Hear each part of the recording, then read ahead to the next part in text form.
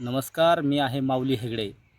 हं. राज्यातील शेतीतारण कर्जावरती राष्ट्रगत बँकाने सध्या फुली मारलेली आहे. परंतु राज्यातील वाढता मॉर्गेजचा बोजा लक्षात घेता बँकाने हा निर्णय घेतला आहे. परंतु हा निर्णय शेतकऱ्याच्या विरोधात आहे.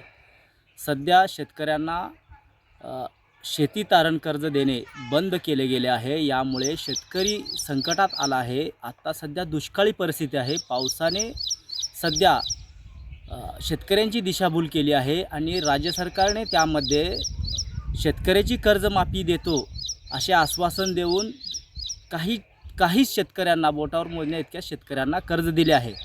यामुळे शेतकरी सध्या संकटात आला आहे.